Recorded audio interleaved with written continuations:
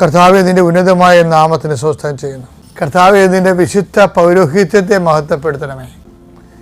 കർത്താവ്, ശരീരത്തിലുണ്ടാകുന്ന രോഗങ്ങൾ, പലതരത്തിലുള്ള ഡയഗ്നോസൊക്കെ കഴിയുമ്പോൾ ഇന്ന രോഗം ഉണ്ടെന്നൊക്കെ കേൾക്കുമ്പോൾ പേടിച്ചിരിക്കണവരുണ്ട്. ഈശോയെ, അന്തിമ തീരുമാനം കർത്താവിൻ്റെതാണ് എന്ന് ബോധ്യം കൊടുത്ത് അവർക്ക് ധൈര്യം കൊടുക്കണമെന്ന് പ്രാർത്ഥിക്കുന്നു. ഈശോയെ, ഈ പ്രാർത്ഥന വഴി കൃപാസനത്താറെ ജീവനോടെ പ്രത്യക്ഷപ്പെട്ട ദൈവമാതാവിൻ്റെ നിനക്ക് വേണ്ടി മധ്യസ്ഥം വഹിക്കുകയും നിൻ്റെ സങ്കടത്തിൻ്റെ കണ്ണുനീര് എങ്ങനെയാണോ മഞ്ഞ് തുള്ളികൾ സൂര്യൻ ഉദിക്കുമ്പോൾ വരണ്ട് ഉണങ്ങിപ്പോണ പോലെ നിൻ്റെ സങ്കടങ്ങളെ കർത്താവിൻ്റെ അനുഗ്രഹത്തിൻ്റെ ശക്തിയിൽ അങ്ങനെ വരണ്ട് പോട്ടെ എന്ന് പ്രാർത്ഥിക്കുന്നു.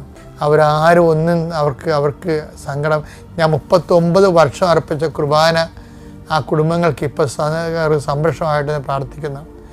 എൻ്റെ കർത്താവേ, അങ്ങയുടെ തിരുസന്നിധി ഞാൻ നന്ദി പറയുന്നു.